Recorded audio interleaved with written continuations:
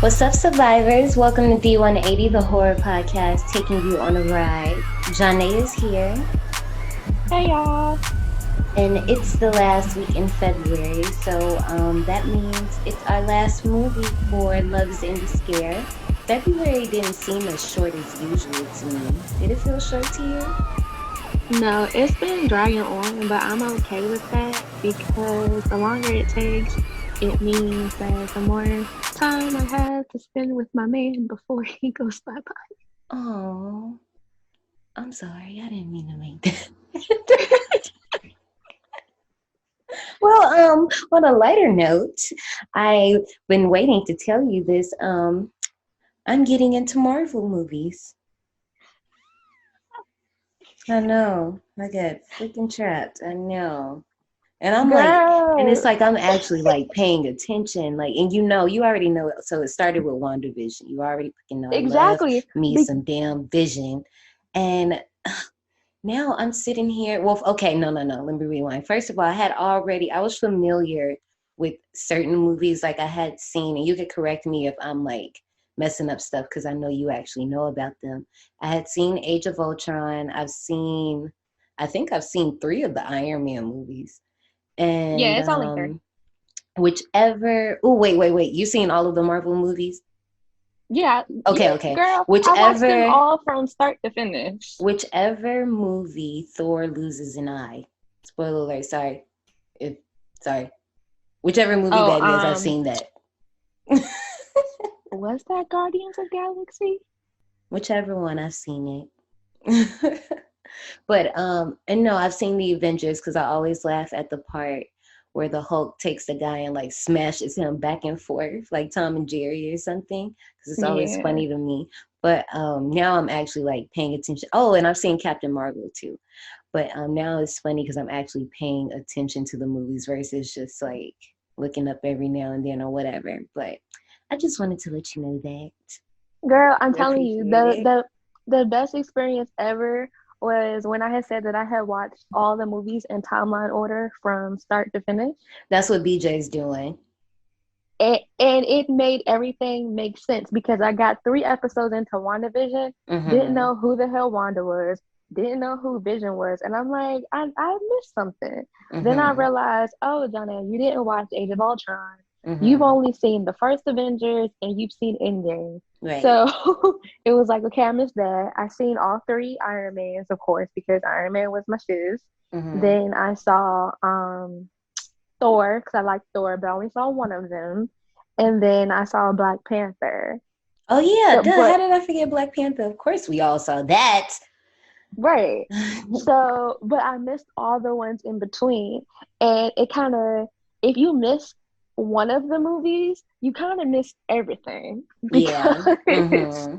they're all intertwined and connected, especially like with the Yeah. end credit scenes and all that. So if Mm-hmm. you miss one, you just And it's done so lost. well. I like it. I really like it. I'm happy I'm getting into it, especially now when, you kind of need something to do. But I can't wait. So once WandaVision is over, my man Bucky is coming back. So I'm ready for the Falcon and the Winter Soldier. I'm excited for that. And I'm excited for Loki because Loki's one of my favorite villains. So I'm excited.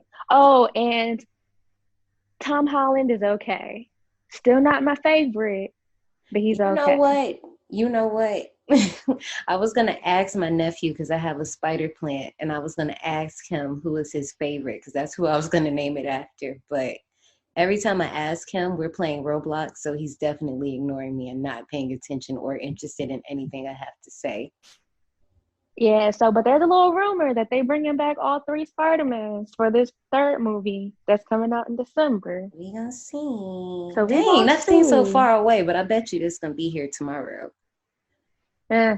I hope Please not. don't Just rush slow down. time. I know. That's why I'm just like, just come on. Just give me 1 year where it's like, oh, okay, that was a while ago. But Yeah, anyway, January moved fast, but February has drug its feet. Okay. and I'm actually kind of cool with it. I'm not tripping about it at all. But speaking of February, since it is ending, we'll talk about our new thing for March later, and we'll get into this ride because we're taking on 1998's Bride of Chucky. And listen, I'm excited. I'm not going to even hold you. This is probably like my third favorite franchise of all time. And I couldn't wait to say something about Charles Lee Ray. No, you already know. You know, That's it's a very Freddie and interesting Chucky. name for me. Freddie and Chucky. You already know. See, okay.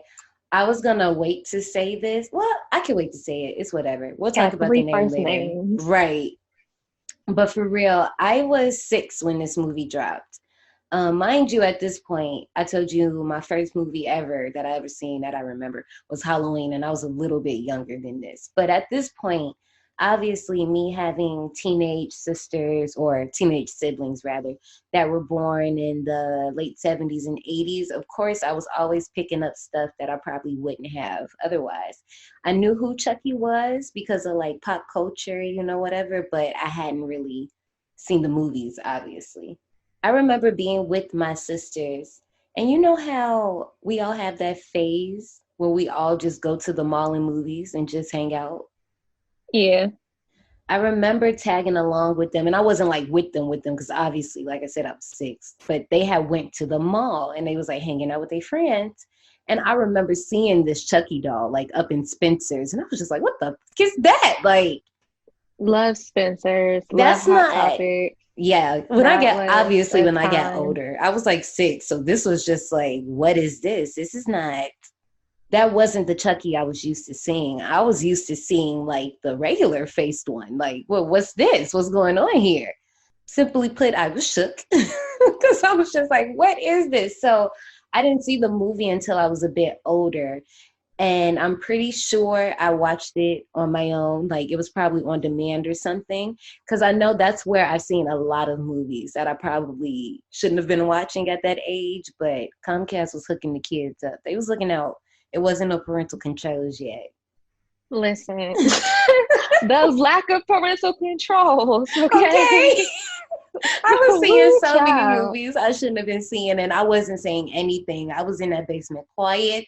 So as far as my parents was concerned, they didn't need to come check up on me, And okay? look, and then like I got smart where I started deleting the history Yes. of what I watched. Like Child, I because would I got in leave trouble a lot for real. as a I would child. leave the horror movies because they knew I was watching. They knew I was into it at that age. Certain ones, like depending, well, they wasn't checking it either. But if it was something that was like too grown or something too obvious, like something that they was probably watching, I was deleting it. Yeah, I got when I say it's so funny because like me and my friends will talk about like different things and we're like, oh, nostalgia. And I'm like, yeah, I got in trouble for that because I think Bebo said that they're making a comeback. And I had Hmm. a Bebo in middle school and I said, I yeah, I did got in trouble for using too. Bebo. I And my friends were like, Johnny, you got in trouble a lot growing up. And I'm like, yeah, because yes. I was a little crazy. But No, that wasn't my problem. I had a combination of things. But anyway, what's your experience with this movie? I honestly couldn't even tell you. I don't remember the first time I saw it. It's just like it's always Um, been there. yeah, and it was never something that was scary to me. It was always funny. But to me, it's like cult classic for me. It's Right. just like, oh, okay, throw it on, not doing nothing. Definitely could be used as background noise now Hmm. because it's like one of those movies. It's like Grease for me. And then my mother actually made me watch all three Child's Play because she was like, "Oh, Chucky!" Sorry. So wait. So wait. Was she like, did she not know it was an evil doll, or did she know and she was like cool with it, like my mom? So my mom is into sci-fi and horror and all of that. I don't know what happened. It's like something happens in your parents where like they're cool and then all of a sudden something switches and everything scares the heck out of them. Hmm. So she was one of those Same, people that was same. like into sci-fi, into the gore, into like the alien movies and the child doll and all that. So we would watch stuff together. But now if I try to watch a scary movie with her, she jumps and screams and stuff. And I'm like, I can't watch the movie if you're gonna be Mm-mm. screaming and stuff. Right. So yeah, but She actually introduced me to Child's Play and a lot of those creepy sci-fi movies that I probably don't even know the name of that were on the Sci-Fi Channel. She actually, I watched Anaconda with her for the first time. That movie, House on the Haunted Hill, where like the thing comes down and knocks the dude head off, Mm-hmm. and the girl in the white dress the whole time acting crazy. Yeah. So it's like a lot of the movies that I saw from like the 80s and the early to late 90s movies was because of my mama. Yeah. At this point, yeah. I can agree with that. No, I can agree with that. I definitely turn this on when I just want to do something, but it's still one of my favorites, so we're gonna respect it as such. uh, so this one is directed by Ronnie Yu, who also did Freddy vs. Jason. It's produced by David Kirshner, written by Don Mancini, who wrote all the Chucky movies, and it's based off of his characters.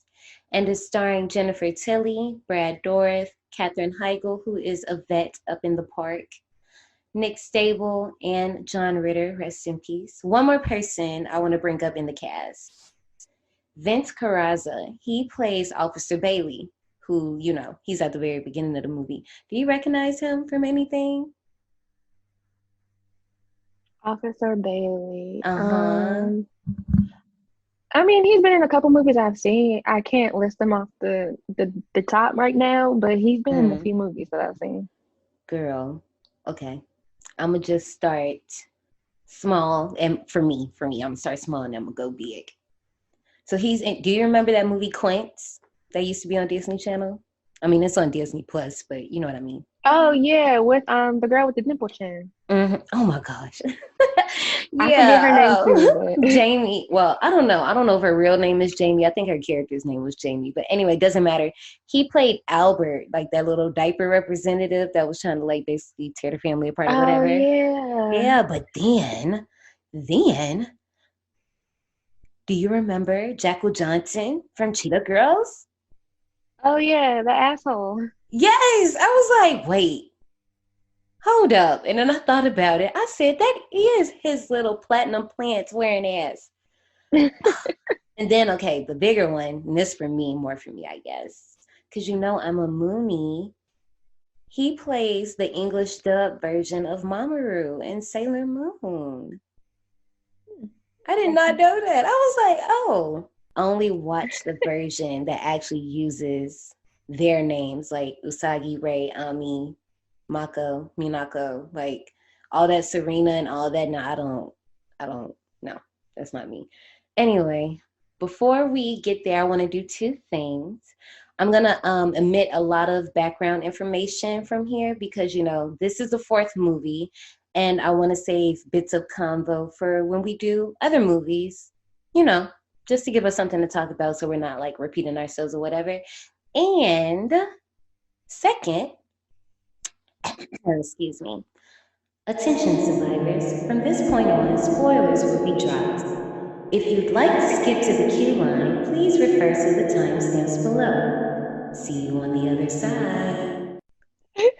Back to business. I'm sorry, but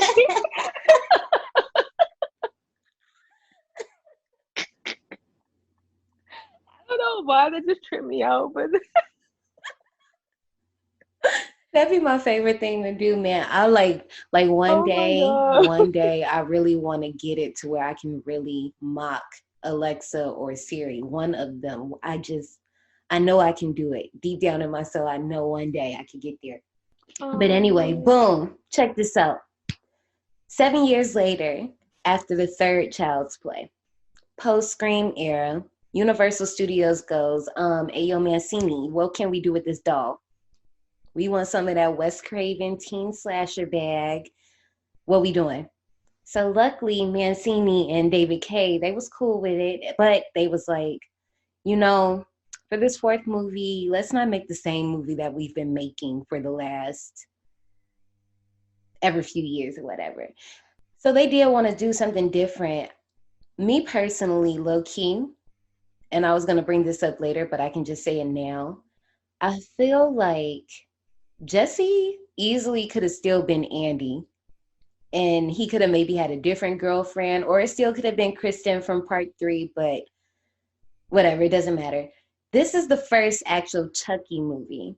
This one is displaying more of Chucky's, his black humor, dark side, which was sprinkled throughout the first three movies, but now they like, no, we just going to focus on that. Because at this point, like you said earlier, these movies aren't scary. And especially this Yeah. era of movies, they really aren't even meant to be scary for real, for real. It's like Um, the late 90s. It was some of them were more like comical mm-hmm, than, oh my God, I'm trying to scare you. And it was yeah, also more meant to be like a slasher, yeah. comedic slasher. And it's cool that you brought that up. David Kirshner came up with the concept, right? And he came up with it while he was, how we used to do. We used to be up in the Blockbuster or wherever, Family Video. And he was in a rental place and he said that he saw Bride of Frankenstein. And he was like, oh, okay, well, what if we gave Chucky a bride? But what gave it a little twist was, like I said, this was like I said, this was post Scream. Chucky was a slasher. So versus, all the other movies that were just having these teens just running around getting killed and blah, blah, blah, blah, blah, blah, blah.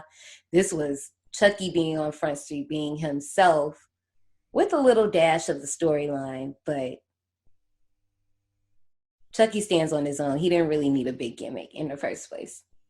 He really didn't. And then it was like, as I was going through, we'll talk about this later, but definitely as the movie was progressing, and I'm looking at, how it's a late 90s movie and the animation and his little catchphrases and the Mm-hmm. dialogue and stuff. And I'm like, And it's kind of like, it kind of reminds you of Freddy a little bit. If you think about it, it's pretty much the same thing. Because after Dream Warriors, by the fourth and fifth movie, which, just like Chucky, the fourth and fifth movie, those are the ones that are super left. I mean, Freddy, I'm not going to say, when I saw 4 and 5 the first time, I was like, whoa, that's some different. It is kind of whoa. But at the same time, it's a whole different Freddy from the first three movies and New Nightmare. Same with Chucky. Bride and Seed obviously are the funny ones. And I actually like Seed. People need to get off of that, but we'll talk about Seed no, I whenever like we get C there. I because do too. when they said that child's name was Shitface, I was like, what is this?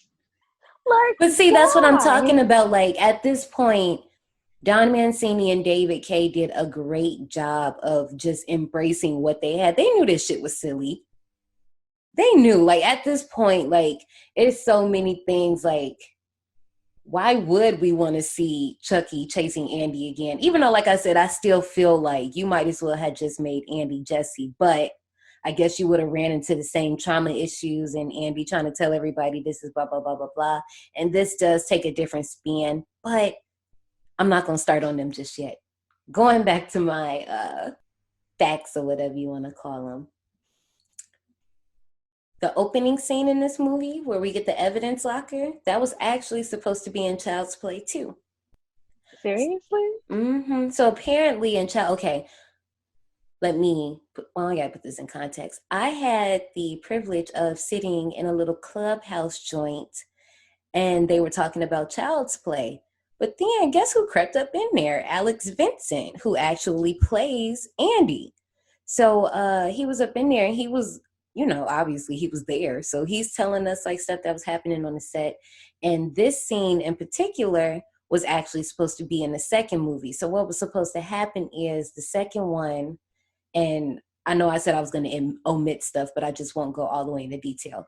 The second one was supposed to open up in the courtroom and then end up at the evidence depository and then continue on into the movie.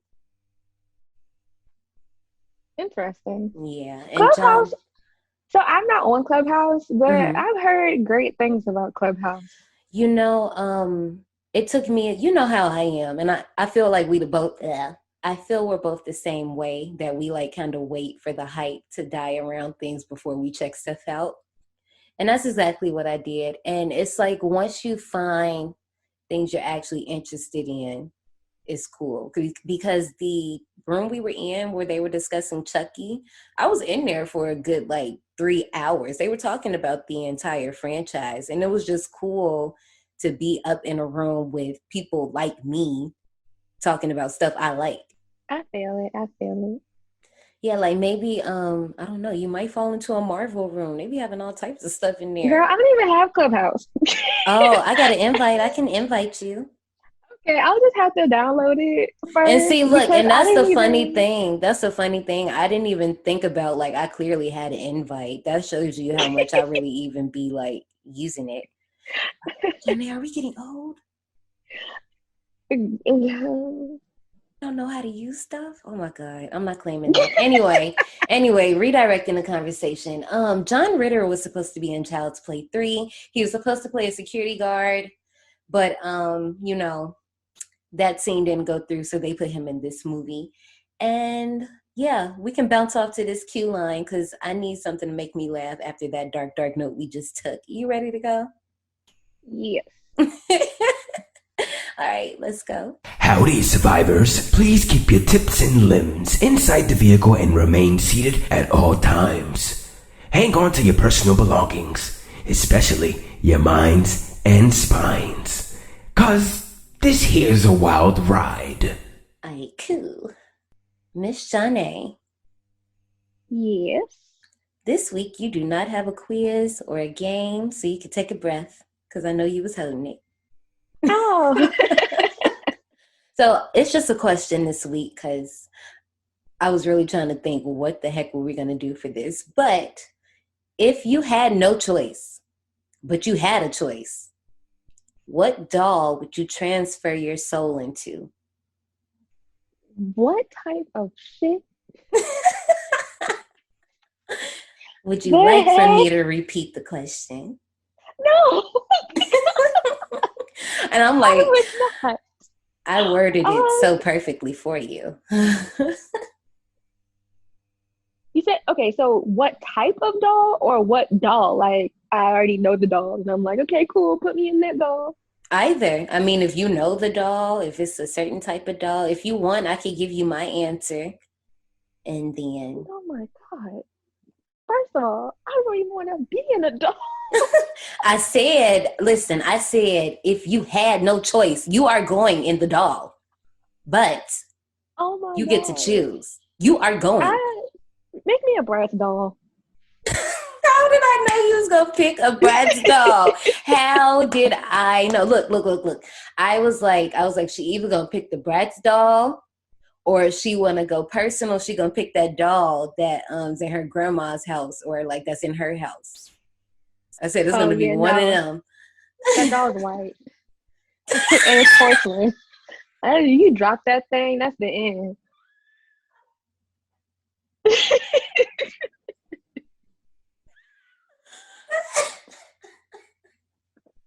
Yeah, I would take Bratz dolls Damn. because I actually collected Bratz dolls Hmm. like in middle school, high school, when everyone Same. is moving away from dolls.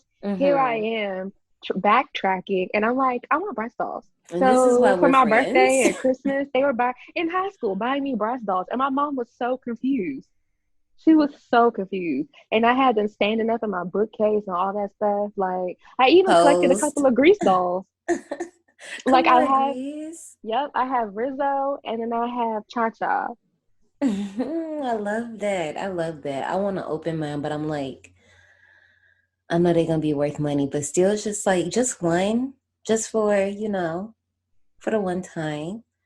Girl, actually, I have the original Bratz doll thingy thing. Back when they were like those big fat dolls, Hmm. before they got really skinny. I got one of those downstairs in my parents' basement. You remember Diva Stars, the rip-off Bratz dolls?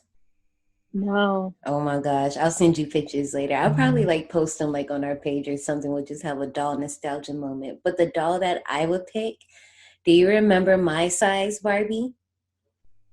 Oh my gosh, that Barbie was huge. That's the one, and that's exactly why I would. First of all, make mine black, please. I'm picking her Actually, because they had those for Bratz too. they have My Size Bratz. I think so. Don't play with me. Unless I'm No. tripping, Listen, but no. I Check think this they out. You did. might be right. You might be right because when we were younger and we had the original My Size Barbie, that one was 3 feet. Obviously, My Size Barbie. Then I know, I don't know what year, but they came out with a different version of it, and this one was 28 inches. So it wasn't as tall as the original one, but it was still a taller Barbie doll. So maybe it might have been those. I just remember somebody had it. It wasn't me, but it was one of my little friends that I would go over their house for play dates and stuff. They had one, and the thing was huge. It wouldn't be a bad idea to actually be a Bratz doll, though. I feel like that's a good choice. You have a lot of clothes. Exactly. Cute. The only thing is that People people would move my probably, feet. yeah, I was about to say that. I was like, people wouldn't expect for you to kill them. I feel like the my size Barbie would be very creepy, but at the same time, people wouldn't mess with me either. So I feel like that's a That's win. true. Because I feel like if you just walk in somebody's room now and you see that and you just like, dang, you still got that? Or you wouldn't think that it's like a doll. You might think that it's one of them high-tech sex dolls. Ma'am, these kinks. The Because kinks. no, like okay, so there is somebody there. Okay, so I've seen not only like these weird Netflix movies and shows where like that people be having dolls and they be like having them popped up and stuff, and especially on like the those crime shows Mm-hmm. where like they have that one creepy person that they go to interview and they like in love with the doll. Mm-hmm. So apparently these dolls nowadays are like high tech. And there was a Yeah. Black Mirror episode regarding this. Okay? So I'm good. I don't want to see it. I don't even. Not the episode. I'm just talking about in person. now that I think about it, I should have said I want to be a sex doll because at least I'd be full size. At least I'd be full size. But I don't want nobody trying to stick they stuff in my holes. So I'll I'll stick with Bratz doll. But now that I think about it, so that I could be a full size person, but a doll, I would go with sex doll. And Man. who would expect a sex doll to be trying to kill you? Now that's a Black Mirror episode right there. First of all, actually, that's a horror movie, actually. Copyright Destination 180. It's over. Copyright that shit. Okay? And they might like midgets or little people. Oh, Sorry, I know that's an offensive term. kinks. They might like little. They Kinks. might like little. It's the kinks for me. Okay, you know what? I think we are next up on this ride. So, survivors, stay tuned because when we come back, we're gonna be talking 1998's Bride of Chucky.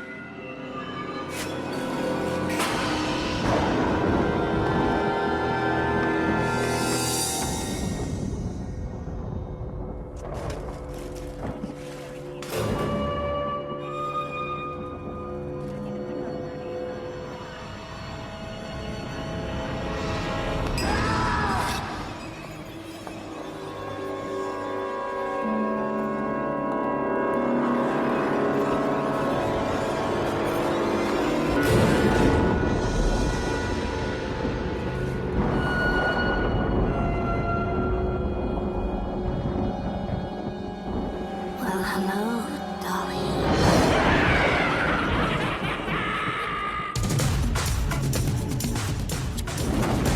Chucky's back. But this time, there's more to fear. Because this time, he's got a playmate of his own. Bride of Chucky. White wedding. Chucky gets lucky. Barbie, eat your heart out.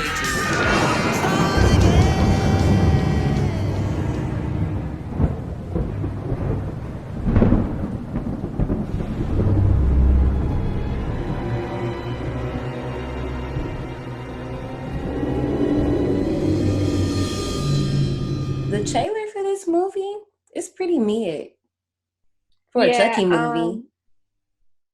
I don't think were there trailers ever crazy?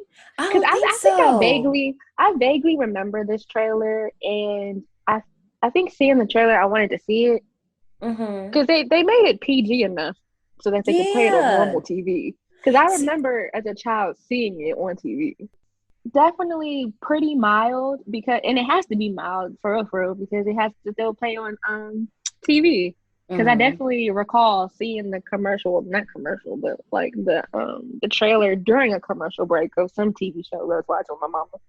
Yeah, it's like I'm trying to think. Like, I guess when we see the other Chucky movies, we can judge how those trailers went. But this one, I'm just like, it literally, and I guess at this point, like we discussed earlier, we know who Chucky is. But at Right. the same time, I guess I just expected a little more, but it ain't that serious. People went to go see it. So, taking place in the Lockport Police Department Evidence Depository, I looked it up because I was curious. Because as we know, Charles Lee Ray is the Lakeshore Strangler, right? Lakeshore, Chicago. I looked it up. There are two locations. One is in Illinois and one is in New York. I bring this up because obviously we know that there's a traveling point in this movie. And I was really trying to figure out where were we starting off at. It doesn't matter, but I just really want to know because they never really make it too clear. But there's a point to Um, this. Because it's like we're driving and we get to New Jersey so freaking fast. And how are we getting? Are we getting there from Chicago? Are we getting there from New York? Like, where the fuck are we at? it might be New York. That's what I'm thinking too. But see, how the fuck did he get in New York? Oh, you know what? Actually, don't answer that. Anyway, in the depository, we get, a little meta reference because post screen. And we see in the first locker, there's a gun. And I was trying to figure out that might be Chucky's. I'm not too sure. But we see Jason and Michael's mask. We see Leatherface's chainsaw. And we see Daddy Freddy's glove. Officer Bailey is doing some late night snooping around. And he's been bribed by somebody. We don't know who it is at this point. But he's been bribed to get something out of the depository. So leaving for the night, he makes the call to let him know that the plan is in motion. He can meet up so he can get his money. While he's doing this, he nearly gets T-boned because his ass is being nosy, trying to see what's up in his bag. Just do your job, sir. So he pulls off to this little ducked off area. And like I said, couldn't get enough from almost getting in a car accident, decides that he still wants to look inside of the bag. Once he looks in there, he gets his throat slashed by Tiffany. And let me tell you about Love her Miss voice. Tiffany Valentine. Honey, I couldn't think of a more better person to play this role. I love that Mancini wrote this exactly, specifically for her. Because who else? Who else? Love Jennifer Tilly. Love Love her. Love her her. voice. Love Love her. her. So not only does she slashes Officer Bailey's throat, but she steals his lighter too. Then she exits the room with her boo in tow as a Living Dead Girl by Rob Zombie plays, and cue to title card, because what an opening. The leather outfit, the fishnets, the blonde hair, ma'am. What? Love her. That's all I can say. Love her. Once again, this is another movie I just had to spend time just paying attention to her because it's like, girl, like, I mean, as a child, she made the movie for me. yes. And I've all like ever since I saw I remember the very first time I saw this movie, I was like, who is this? I love her Mm-hmm. from jump. Like, and I just Mm-hmm. been in love with Jennifer Tilly ever since. Yes, same. So meanwhile, Living Dead Girl is still playing because, they know it's a good song and I just need to hear the rest. But anyway, meanwhile, at her trailer home, we see she has all of these dolls. She's a doll collector like us. And she also has some newspaper clippings. These are the only mentions we get to the other three movies. That's it. Don't ask about it. So these clippings are basically, I don't know, because these clippings, when you look at them and you look at the headline, they have the Chicago flag on them. So that's why I was like, so did she just cut these and now she's in New York? Because that could be a thing too. But like I said, I'm not going to dwell on this location too much longer. I mean, if you look at like most serial killers and creepy people, they kind of take newspaper clippings from like all over. and just keep them, especially True. like people who are like in love with serial killers. They True. take headlines from like all types of things. Yeah, you're right. You're right. Especially ones about themselves, little narcissists. So at this point, Tiffany is done, and we get our new era Chucky with the stitches. This, I do you like this Chucky? This is the Chucky that I was introduced to. I can I agree. saw this one first, and then Mm-hmm. my mom went back and made me watch Child's Play. So it Yeah. was never like, okay, let's watch Child's Play. Oh my God, let's watch this. It was like, what? They're bringing back Chucky? And I'm like, who's Chucky? And she Right. was like, oh, this was like a killer doll when I was a kid. And then, Mm-hmm. well, not really kid, with 80s, Right. she was probably like in her 20s, Mm-hmm. late teens in the 80s. I don't know. Yeah. No, I feel you. I got you. In I the 80s. know. I always I always remember part three Chucky. That's the one that I identify. That one and this one. Those are the two I identify with the most. But I think this is the one that's more ingrained in my mind. Like you said, it's just the era Yeah, that we were born in. So it's the one that we this is, saw the yeah. most, especially when we get in the souvenir shop. Because some of this marketing, I'm pretty sure when I bring it up, you're going to remember some of this stuff because it was very random. But anyway, Tiffany, she got her new man, so she's occupied. While all that is happening, we check up on David, who's coming to pick up his date, Jade, who is being just cock blocked, just Cinderella, any type of anything you could think of by her uncle, Chief Kincaid Warren, played by John Ritter. When he opens the door and let David in, David, this part tickles me every time because this whole scene is just a cover up for Jade to actually have her date with Jesse. And Right. he clearly sees right through all of this, like the uncle. He sees right through all of this. So David mentions after the uncle brings it up that he'll be studying at Princeton with a theater major and minoring in figure skating. And the uncle misunderstood it as like, he was on an athletic scholarship with hockey. Then, number two, David knew he messed up right at that point because you could see it on his face. He was like, ooh. Three, at the very end of all this, before they leave, David did the most by correcting Jade, telling her that this was a Cymbidium orchid. Who knows that? Just go. Just take your little corsage and go, sir. Anyway, then, no, this was the icing on the cake. Four, did you notice he tried to change up his voice before they left? No. He was like, oh, nice to meet you. I said, sir, it's too late. It's too late. The jig is up. It's too late for all of that. But anyway, this just sets the tone between Jade and her uncle. He mentions her parents like approving of her current selection of boys. So something got to be going on for why he's her guardian now. Either way, the uncle know he's being shady towards her. As they leave, he instantly makes a call because he got hitters on the clock. He the sheriff. He could do what he want. Whole time, Jade's real date, Jessie, is lying in the back seat because her uncle doesn't approve of them dating. And not only isn't David her date, but he is a part of the LGBTQIA community, or the alphabet gang, as I like to say respectfully. Oh my gosh. I say respectfully. A short time on, they get pulled over by the feds, Needle Nose, who holds the teens until Warren comes. So while all So, that's happening, oh, go ahead. is Needle Nose his name, or is that a nickname for him? It's a Because nickname. His name is I was about Officer to say, Norton. I'm about to say, that is so rude. Like, But the I would thing be, is, it's like, so when he got casted, did they tell him? Because he really did have like a needle nose. um, mm. Like when people get casted for stuff like that, dude, like they have to be aware that that's why they got casted. And I'm not saying it's a bad thing, like at all. I'm just saying you gotta be aware. Anyway, while Like all that's dude happening, from what's that movie that we watched? No, the dude from the big dude from that movie you watched, The Creeper. The Creeper.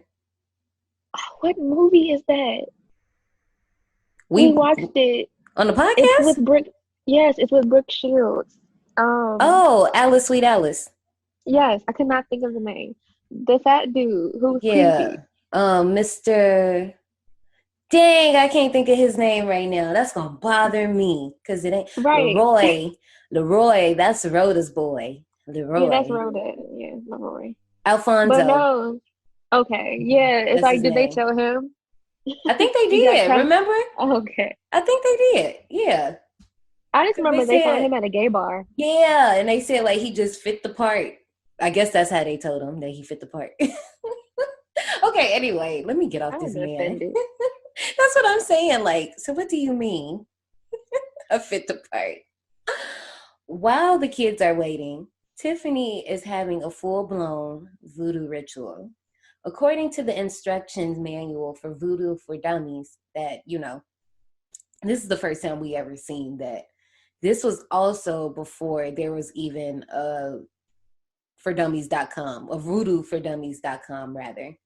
I Uh, love the whole For Dummies series, like the For Dummies series, mhm, and how like they put For Dummies in like all these movies and stuff. It's just a mhm. See, that's what nostalgic. makes the movie like more self-referential than meta. Like it's very aware of what it's doing versus just being like, oh yeah, we're in a movie. This is like, oh no, this is like actually happening. You know what I'm saying? Yeah. So Tiffany goes ahead with her little spell, all day do a dumbella, give me the power I beg of you. There are like 3 different versions of this spell. She says one of them. I guess I'll talk about that when we actually, whoever covers the actual movie, because some of it is French. I actually did some research on what this was because it's an actual thing. And I was like, Wait, what? oh, yeah, the Damballa chant is acrony, and it's a forbidden form of voodoo magic used to call forth the power of the ancient voodoo sky god Damballa. Oh, well, don't be saying the chant.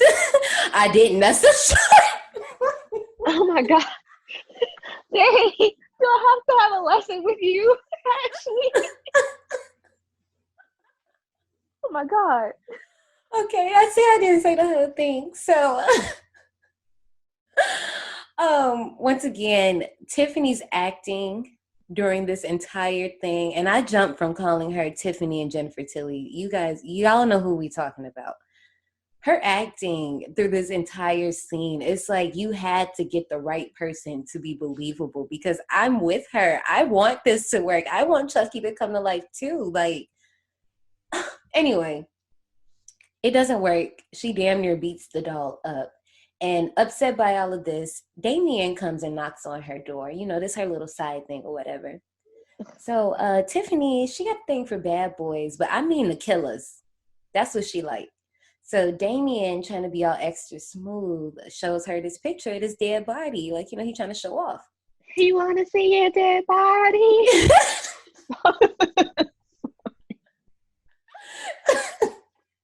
So she almost goes for it, though, until she recognizes the nails that are his. And, she's like, okay, obviously this is a staged photo. So now she's even more upset, and she's moving through the space, and boom, Chucky's gone.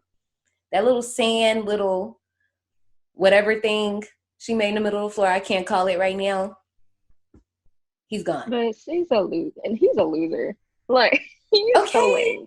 Dude, first of all, shout out to Alexis Arquette because this whole scene is hilarious. Anyway, after looking for Chucky to no avail, Tiff at least gets a ride out of Damien, scaring him with her pet spider, Charlotte.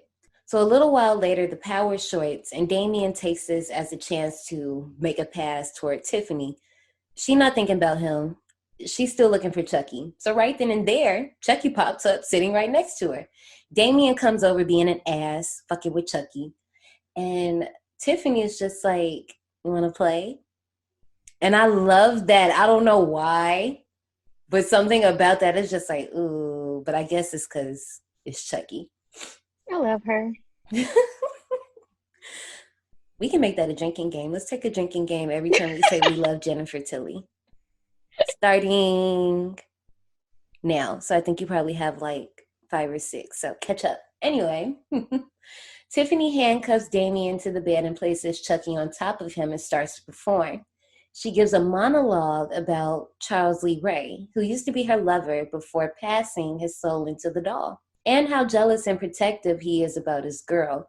Basically, she's showing off for Chucky. This has nothing to do with Damien at all. Exactly. And it's like when you realize that, it's so gorgeous. And the music, first of all, this soundtrack slaps. I was saving it for the souvenir shop, but this soundtrack is perfect for this movie. Damien, who's been saying slick shit this whole time, makes a comment about Chucky not being big enough for Tiffany, and the moment we've all been waiting for, Chucky's head slowly turns around and we get his first one-liner for the movie, and he continues to rip Damien's lip piercing and smothers him with a pillow. So Chucky's mouth animation was so weird to me. It's like when you pay attention to it, yeah. When you pay like attention it threw me all the way off. I was looking at that thing like, what is this? At the same time, we got to give him credit for it. But it's like, win some, lose some.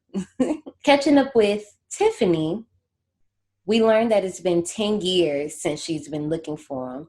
But this is obviously 1 month after the Child's Play 3 events. So a few things. Can you imagine being knocked out for 10 years and come back? I mean, not knocked out for 10 years. He was knocked out for a month. She had been looking for him for 10 years, but he had only been dead for a month. Yeah, nah, that would be creepy for me. Yeah, like what the fuck? He was like, I just feel out of it. I'm like, what the fuck? Like, that's something to think about, but I'm not trying to think about that right now. Anyway, whole time, Damien is still dying under Chucky. Some people, fuck it. Chucky still has human strength. So that's why when people are like, why don't you just throw him? Or blah, blah, blah. No. He's possessed. He's strong as fuck.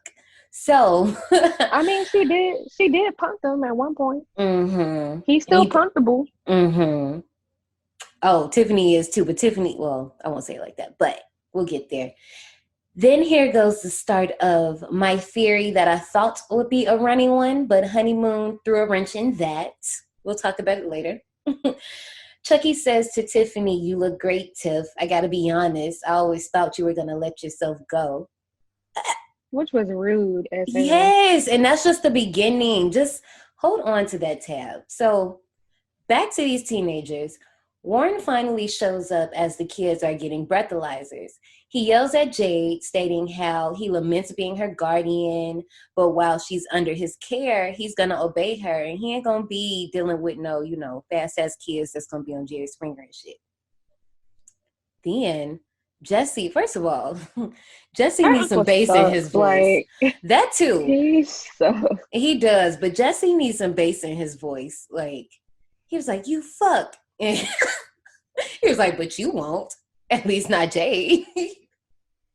That's the funniest thing. And that's not the funniest thing. But this movie, the delivery between characters be spot on. Oh, damn. I wanted to look that up because I was curious what he meant by that Christian Slater line. I was wondering, was that like something that actually happened or whatever? But I'll edit that out. Doesn't matter. Wait, what was the Christian Slater line?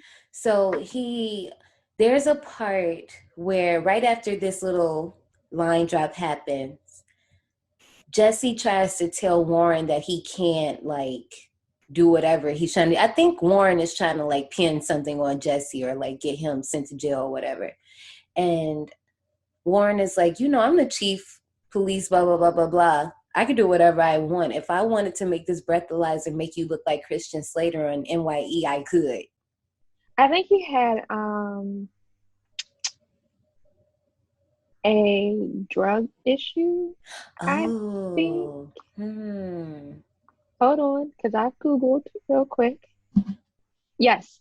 So in 1989, Christian Slater was arrested for drunk driving. He was sentenced to 10 days in jail.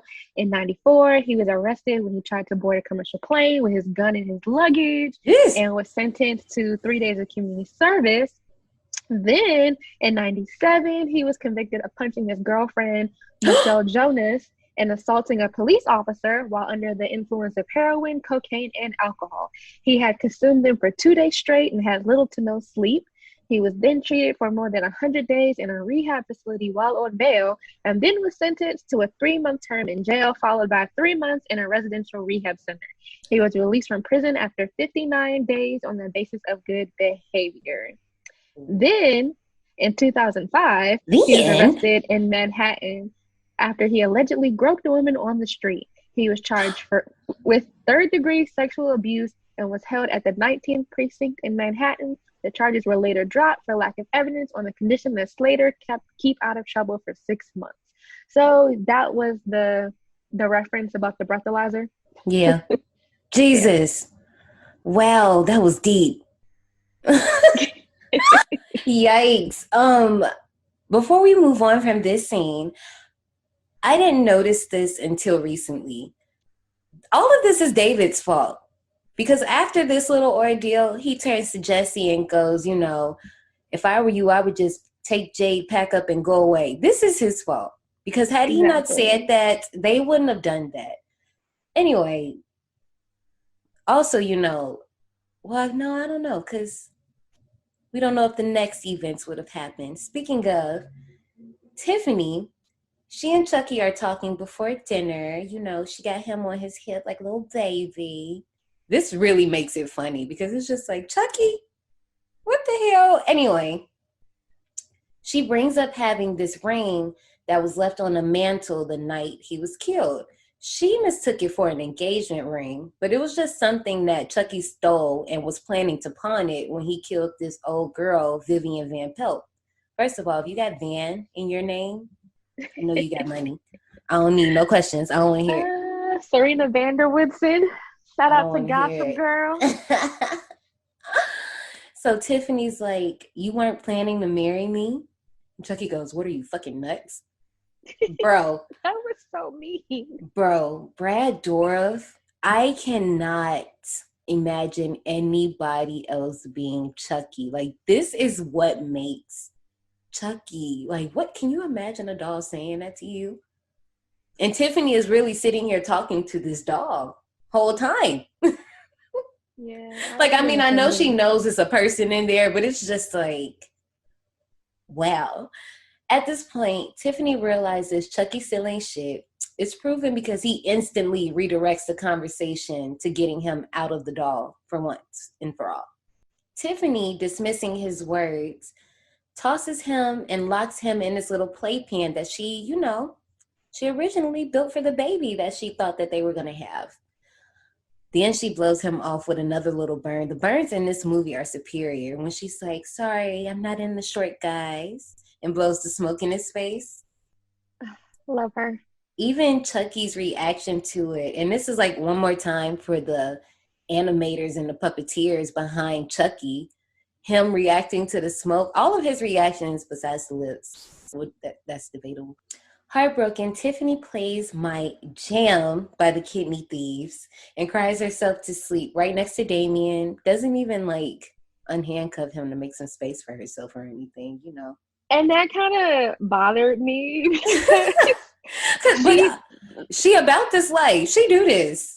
I get that, but it still bothered me because I'm like, you were laying next to a dead body and didn't even care enough to move him, but had the nerve to, like, you know, when your boyfriend be taking up all the bed and you like kick him to scoop him over, you gonna kick the dead body to scoot him over. Like, the thing for me was she took the pillow that was on his head that still had blood stains on it and cuddled with it. Like, the blood stains weren't just chilling on his pillow. He's about this life. So the next day, Jesse, who happens to be Tiffany's neighbor, is out cleaning his car while Tiffany, you know, got to get rid of a body. You might as well do it in the daytime, is lugging this huge ass chest to her car. Getting his help She makes small talk, and she's definitely flirting with him. Like at one point, she asks him out until he tells her, I'm dating somebody or whatever. Chucky in the cut. Tiffany, where the fuck are you? You got company? Yo, can you imagine just hearing that? Like, whoa, what is that? First of all, that's not no kid. That's not no kid. I don't care what you say. What? That is a grown man's voice. Okay. This is also where we get like the second one of Tiffany's little isms from her mom, her mother's quotes. This is like what the second one we get. I don't know, but the one about this one in particular, like her mother always says, a woman spends all day slaving over a hot stove for a man. The least he could do is the dishes. Hold on to this because I have a huge point that knocks my rating down for this movie revolving around that. So why? We'll get there. Oh, I know what it is. Oh, okay. Okay. Well, I'll get there when I get to that part. I know what it is, but that's fine. It's this for the viewers. This ain't for you.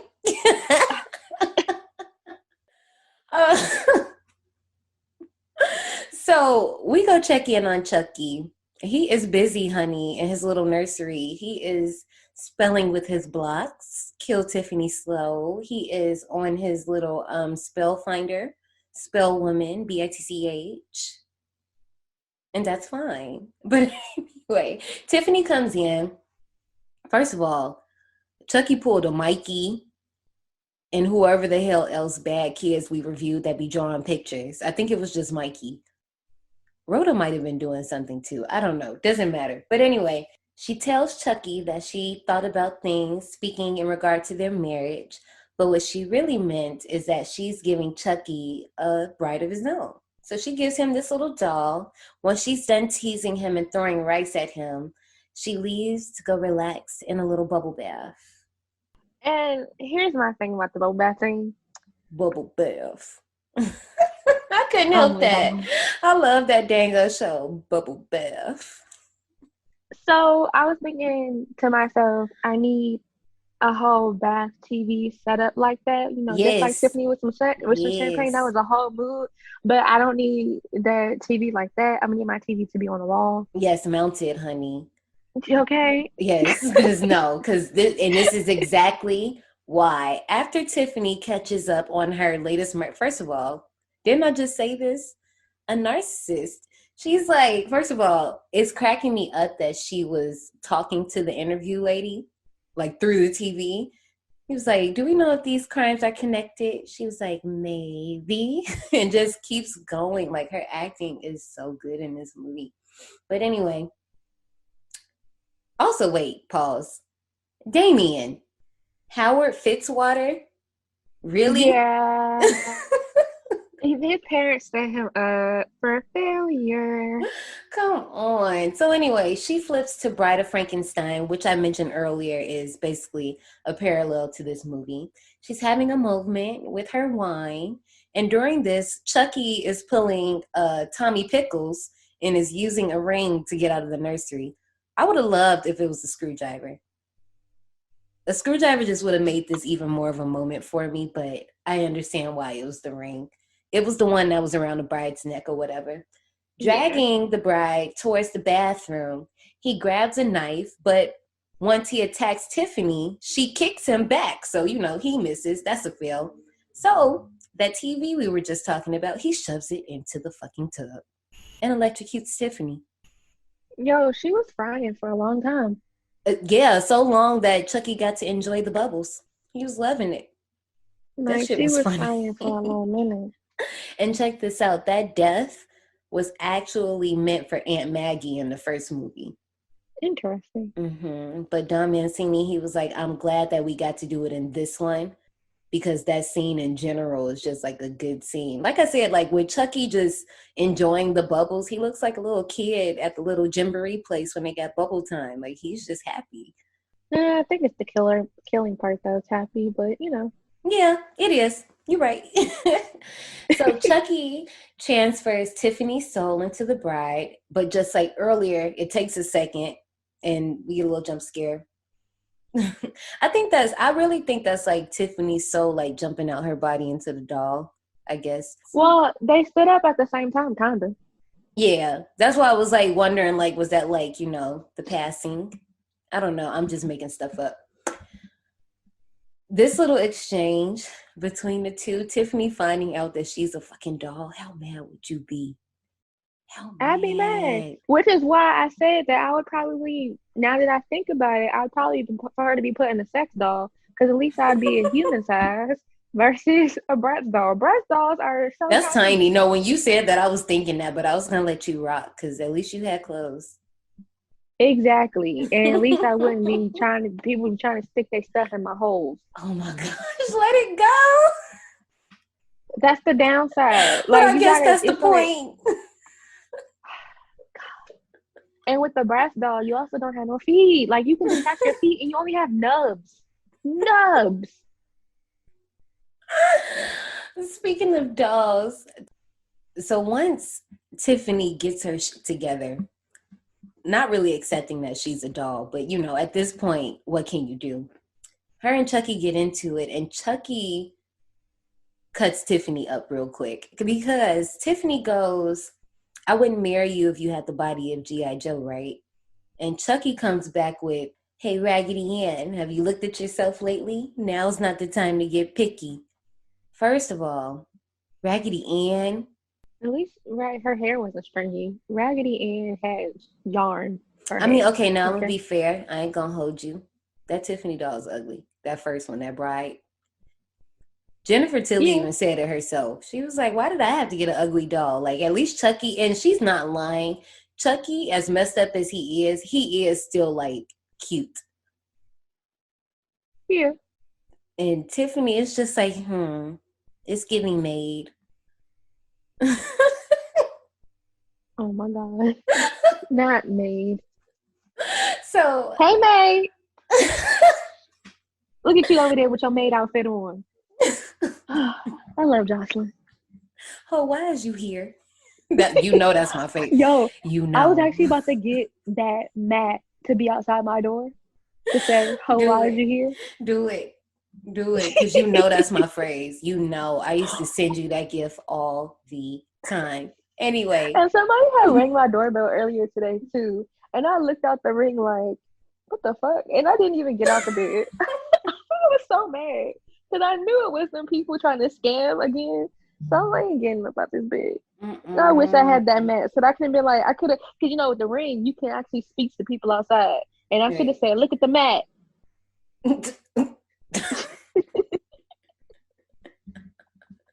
Focus down, please. Let me get that mat. So Chucky tells Tiffany, look, I know you got this little Voodoo for Dummies book, but I'm going to put you on because you need me toots. Check chapter 6, page 217. Now pause. Now when she does this pissed me off. Because you seen it too? It's a chapter 11 all damn day. I'm like, so nobody saw this. You telling me all these editors, nobody saw that? Nobody, whiteout, anything? No. Or you can, y'all couldn't make him say 11, chapter 11? I don't know. Like, oh my God. How? So they also need this amulet, right? This is the heart of Damballa. This was apparently on Chucky's body when he got shot. No, the fuck it wasn't. Y'all just photoshopped that there. Okay, y'all probably didn't photoshop it, but no, it wasn't in the movie. No, it wasn't. Since the two dolls can't obviously operate a vehicle, Tiffany calls Jesse and has him, do her a little favor. She wants him to deliver the dolls to the caretaker's office at the cemetery in Hackensack, New Jersey. She left $500 with the dolls, and it's another $500 waiting. He actually got a band out of her because I think she was just going to give him $500 at first or something like that. But during this call, why the fuck is Chucky drinking this fish water? to kill the fish. And I was wondering that. I'm like, is he really trying to kill the fish? Like, what is wrong with you? Like, you are really crazy. Jesse agrees, and we get Tiffany's transformation, aided by Blondie. This minute I lived. Tiffany did what needed to be done. She had her Cyber by MAC lipstick. She dyed her hair blonde. First of all, let's talk about her hair was jet black. So she had to lift that shit first to get that blonde. Okay, honey, that's hard. And it paid off because Chucky was thirsty, as he should. Anyway, Jesse comes for the dolls. And of course, Tiffany, being new to this world, has no idea what to do as a doll. And Chucky's like, act natural. Why the fuck? She's dramatic. Dramatic. I said, ma'am. For those who don't know what we're talking about, you know how people like fake faint and they're like, oh my God, with their hand on their forehead. I'm like, girl, what? And her hand on her heart. Wait, dramatic. Speaking of, I love that she also like drew her tattoos on her body. That too. Come on, because you know the titty tat. Come on. Not the shitty titty tats, but I'm here for the pretty titty tats. Jade and David wait outside for Jesse. Warren isn't there yet. So Jesse tells Jade what's up with all this money, this little plan. They about to bounce, but Jade got to get some clothes first. So they rush upstairs to go do that. During this time, Warren pulls up. He sees Jesse's van, and he plants weed inside.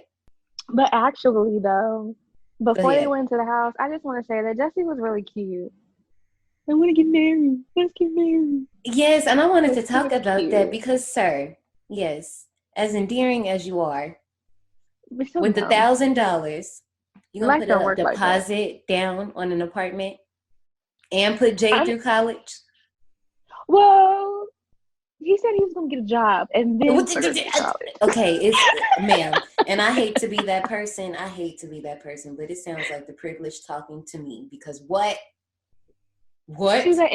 He said, and help put her. He didn't say that he was going to do all of it, but he said, and help. Okay, you know what? Yes, you're right. But still, what you going to do?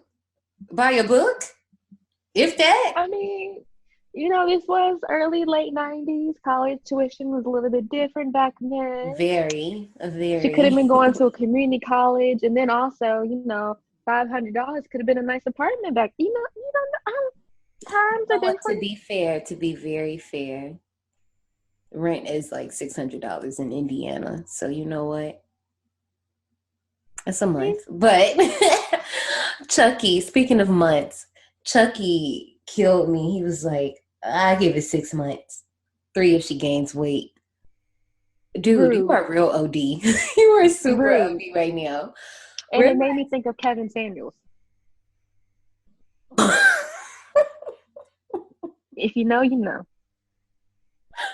Anyway, realizing Warren is going to cause some problems with their plans, Chucky whips out his knife. He ready to go. You know, he needs some practice anyway. It's been a little minute. Tiffany calls him out. You know, baby, that's out. We don't stab people no more. We don't do that. My idol, my inspiration, Martha Stewart, would suggest we improvise when guests just pop up on you. So, you know. Martha Stewart. Bruh. When they did their voiceovers as dolls, they had them do it face to face. And it shows because their reactions and their timing to each other is like perfect. And you can tell, like, obviously they're really reacting to each other versus like, you know how sometimes when they do stuff like this, you could tell the person has been like just in a room by themselves and they just like talking. Yeah. Talking to an inanimate object or something like that or whatever. No, this is like, they got chemistry. Tiffany constructs a little nail booby trap that uses the airbag to shoot nails into Warren's face. And, you know, Chucky gives us another little reference. A shout out to those First Lady Hellraisers. I know y'all don't know what that is, but the movie Hellraiser, but they know what I'm talking about. Anyway. With all of this happening, Jesse and Jade are coming back. So they're trying to figure out what to do with this body. And Chucky, once again, I don't know. What might this story do? Bruh. When I say I sniggled and giggled Rude through this whole AF. movie. So somehow they get the mess cleaned up. They get Warren's body off in his little chest. Jade and Jesse set off for their adventure. But of course, Needle Nose is not too far behind as he pulls them over at this little one-stop shop. So Jade tries to talk him out of following them, but to no avail. She gets frustrated and attacks him in front of all these people. Trying to calm her down, Jesse tells her, you know what? Go inside, go get us some snacks or whatever. I'm going to deal with him. Whole time, Chucky is hotboxing. He ain't got no worries. Needle Nose comes in. This is what I was thinking. If Chucky was hotboxing, Needle Nose had to smell that. I was thinking that too. And it threw me off for continuity purposes because I was like, you open up the door and you don't smell shit. I'm like, you gotta smell it. Maybe you're right, because you know how, what was that movie? Mikey, when we called out that we think it was an editing error, maybe it was. I don't know. But maybe, I don't know. I'm not trying to figure that out right now. This movie is like, what, almost 30 years old or something, 40 years old? Doesn't matter. Yeah, he continues checking the car, almost finds Warren's body, but this is where Chucky tosses the bag of weed and he finds that instead. Confronting Jesse with it, Jesse's like, okay, now, come on now. You know that's not mine. Doesn't matter. Needle Nose goes to file a report anyway. This part with Jesse knocking out his headlight was me earlier with this computer. But I thought about it because I knew if I messed up this computer, we wasn't going to be recording. So I caught myself. Exactly. But Jesse did not and has a broken headlight now. But anyway, Chucky takes a little stab at improvising, and using the lighter that Tiffany stole from Officer Bailey, he crawls out of the van over to Needle Nose's car and uses a shirt and stuffs it into the gas pipe and sets it on fire and blows the car up in front of everybody. You know, whatever. So, did you peep the little dude who got blown up not blown up, but he died in the phone booth? Did he die? I thought he got out. I thought, okay, because I don't know if he got out or not. Yeah. But I felt bad because I was like, dang, he was just in there trying to make a phone call and just poof, dead. Yeah, no, he doesn't die. What happens is he turns around and he sees it and he gets out in enough time. But when whatever part of the car hits the phone booth, you know how like there's like not a tray, but you know how like the phone book thing sits on that little thing in the phone booth? All of that falls forward. So it like looks like something is I actually thought for a while, I thought a person was under there. But he gets out. But I only know that because I just looked at it. But he died. Yeah. That's what I thought. I mean, he might as well, but no. And then the other reason I know that he doesn't die is because James A. Jennings didn't count it in the kill count. Okay. But anyway. Also, I'm just going to say it because I don't care. These body doubles for Chucky be sending me because the crawling Chucky. And I saw that too. I was like, so is this a little kid that's crawling? Because it's actually, I can't call it right now because I know they had a few people play Chucky in the run of it. I know Ed Gale has played him. Isaac from Children of Corn, I think played him in this one. And then not Chucky just flipping off the stoner, which is funny because the stoner would be like, oh, did I really even see that anyway? Like, exactly. So Jade, all of this chaos is happening. Jade exits the store and, you know, she puts two and two together. She starts yelling for Jesse to get in the car. We got to go. Somebody points them out. Like, yeah, they did it. First of all, how you know they did it? I know you saw them arguing with the police, but you don't know what happened. Mind your business. Too late. Okay, whole time. Chucky and Tiffany in the back having a ball. This is a date to them. Top tier for them. Not even 10 minutes out, Jesse and Jade instantly turn on each other. And this is where my issue lies with this plot, but I will save it. David calls them, letting them know that this is all over the news, and the police found that lighter at the scene, as well as Warren has been declared missing. We know he did, but, they don't know that. The last thing David tells them is that, police is about to be set up at the border, so y'all might just want to chill out. A small little driving montage later, because, we got to get to Hackensack, New Jersey. We got money to make. Jesse pulls over at a wedding chapel, and they get married. I'm like, hold up. Now, you just told me. Chapel and we're gonna get married. No. Sorry. No, girl, you're fine. I'm just trying to make sense of this, because how are you going to accuse me, but then want to wife me? Because he really did it, and he trying to make sure that you can't testify against him. See, that's the movie we needed. See, anyway. While this is happening, Chucky apologizes to Tiffany for everything he's ever done to her, but she puts it in perspective, saying, we kind of fucked up people, so I guess we kind of deserve this anyway. And they laugh it off until Warren, who wasn't actually dead, surprises them and tries to escape from the van. Chucky ain't take no time to stab him in the back, okay? First of all, this scene is so funny to me. It's something about Chucky running with this damn knife that sends me over the edge. It's him running with the knife and laughing. Like, I need a clip of that to just put in my favorites to watch when I need a little pick-me-up. Yo, so it's okay. So do you know Shinsia? Shinsia? I've heard this name. We actually saw her. And, why do I know that name? Because we saw her at BRT weekend. Yeah, that's what I was about to say. At Broccoli Fest? Not Broccoli Fest. Beach Road Trip. We went to Atlanta. Yeah. Oh, shit. Not... Wrong B. So she's a Jamaican artist. Okay. Okay. She was actually Chucky. I don't know if it was this past year or the year before. She was Chucky. And she has a video on her Instagram of her running through the hotel lobby, laughing like a hysterical maniac with a knife. And it's so creepy, but it's kind of funny. But it's also creepy because people were actually scared of her. Speaking of, Chucky is doing his thing right. And if you peep, Tiffany is hot in the back, okay? Ma'am, she is like, this is kind of turning me on.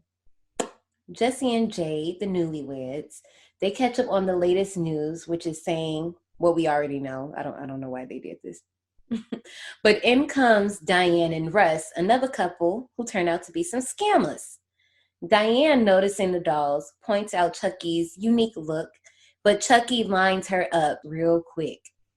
Hi, I'm Chucky, and I wouldn't talk if I were you. Hi-ho.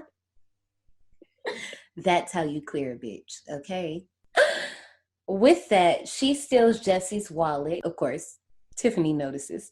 Pushing to get Jesse and Jade to swing, the scammers are sent out of the room. First of all, that was a lot. I made that scene seem like it wasn't a lot, but it was a lot. Like, they just came in the room. Yes, first of all, that room is supposed to be dead bolted. Why did they just bust through this door like the Kool-Aid Man? Not only that, then he gonna sit there, the dude gonna sit there and jump on the bed and lay across the bed looking real skeevy. Right. And then she gonna sit there and join him. And then wanna get up and start to try to caress y'all like, hey, okay. Make like, this party. Anyway, the scamming couple make use of their room finally until Tiffany throws a bottle at the mirror above the waterbed, sending shards of glass towards the couple, killing them. I want a waterbed, low key. I do too. My cousin had one, so I vaguely remember being on the waterbed in her house before she got married. Mm-hmm. But like, I want one. My sister had one for the longest. I think it wasn't until maybe when she was in college. That might have been when she got rid of it. But I remember that, and It was comfortable. That the mirror over the bed, that kill scene Hmm. was one of the few reasons why I refused to have a mirror over the bed. Like Because it's it's like, it seemed like a cool concept because I would like that. But then when you think mm-mm. about that, you are absolutely correct because I ain't got It's time. that, and it's another reason that I won't say right now, but it's a oof. Also, I just feel like I was scared myself. Boy. Just like forget it's there. And then you just look and be like, oh shit. It's But that will people. also be kind of scary too, because like, say for instance, you think you're the only one in the bed, and then you look up in the middle of the night and you not. And that's what That's I'm kind of saying. scary. That's what I'm saying. Because no, I don't need that.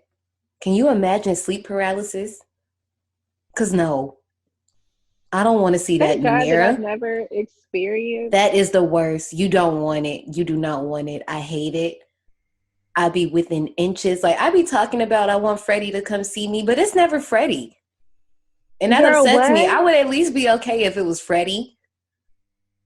Okay. I know we're taking a detour from the movie, but y'all like listening to our detours. So look, buckle up. I be having sleep paralysis. So sometimes when it happens, y'all know how it happens. I ain't got to explain that. But sometimes I will like see something out the corner of my eye and I'm like, what the fuck is that? And y'all know how Um, I always joke the about, hag. yes, I be seeing it. And I just be like, bruh, like wake me the fuck up. Like get me up, please. Like I'm not playing. I'm done. Stop playing with me. Why I gotta see the hag? I You don't know, wanna see her. I had a friend recently tell me that she was dating this dude, and she had the hag so many times while she was dating him. As soon as she cut him off, she stopped having the hag. And I was like, that's Hmm. creepy. That And is. she said she didn't correlate it at the time, like when she was in the relationship, that the hag was because of him. But as Hmm. soon as she got out of it and she started like thinking back on the relationship, she realized that the hag was because of him. And I was like, wow, Dang, that's that's scary. crazy. That is scary. I don't think that's my case though. I don't think it but is either. but But no. whew, be Oh careful I who y'all lay know. down with, people. Cause whoosh, I don't like it. But anyway, turned on by this random act of violence. Well, it's not random, it was warranted. Chucky presents Tiffany with Diane's finger, asking for her hand in marriage, and then takes the ring off her finger. Well, he has to like bite it off, which is hilarious. And it doesn't fit. And it's not It even on the blew right me. finger. Yeah, that's what I'm about to say. That blew me. The fact that he put it on the thumb, like all her fingers were. I mean, but that little that ring finger is gonna slide right off. It could slide off the thumb. True. I wonder what did she do with it for the rest of the movie? It doesn't matter. See, you know what? Me and you, trouble. So this is also the infamous doll sex scene, which Which was the disturbing for me, first, but the first ever done. But they said that when they did this scene, they knew that they weren't gonna actually have a full on doll sex scene. They knew that they were gonna do it in shadow. And another cool thing about this scene is that they actually created separate tongues for the kissing part. that was the disturbing part. Like, can you imagine being the person that controls the tongue? Ugh. And also, before I move on, Tiffany is the first doll to be quote unquote naked on TV, even though it's Still just butt creepy. crack. So, anyway, while Tucky, I guess you could call him, that could be their couple name. While Chucky and Tiffany are doing all that, Jade and Jesse are not sleeping well at all. They both call David, talking about the other one. And I'm just like, bruh, what? What is this? Anyway, we get a cameo from Catherine and Jimmy as she comes and cleans up the suite, finding the dead bodies. And again, Jesse and Jade have to up and leave because yet another murder has happened around them. At this, Also, I got kind of mad a little bit, not because of mhm. the murder, but because it was like, did they ever get the money back? Like, where's the wallet? Did he get his wallet? Yeah, Tiffany gets it. And I was going to bring something else up, but Tiffany brings it back. We don't see Okay. it, but that's why she went. Because remember, she went and I killed know that's them. why she went in and killed them, but I'm Mm-hmm. like, he never mentioned his wallet again or the money. So I'm like, So, well, I can say it now here. It doesn't matter. This is spoiler territory. We didn't say all this. So, yeah, she brings the wallet back because that's also, if you notice in the beginning of the scene with Diane and Russ before they get killed, we see Diane counting the money and she puts it down on the wallet. It's a and the guns. gun. And that's Yeah. how they get the guns. So, Okay. I mm-hmm. knew that, but I was Yeah. like, I never saw the wallet again. So that Oh, kind of yeah. bothered me. You know, half the time when I point stuff out, it's for the audience. It's for our survivors. Because, you know, they might have been wondering where the fuck did they get these guns from. But at this point, Jade and Jesse confess to each other that they think the other one is the killer. And David, I don't know how the hell he got there so fast, but I guess it was nighttime when he called them. And at this point, he could have made it. He's trying to talk some sense into his friends. They making their way downtown. Things are starting to work out until David points out a bad smell and notices a pool of blood coming from the chest, which, you know, nosy is as nosy does, prompts him to look and find Warren's body in the chest. Now convinced that they did kill him and everyone else involved, David pulls a gun, this one came from Warren, on the couple, showing them Warren's body and like, no, y'all, like, what the fuck is this? Like, what's going on? Since they're pulled over on a highway arguing, naturally this catches the police's attention.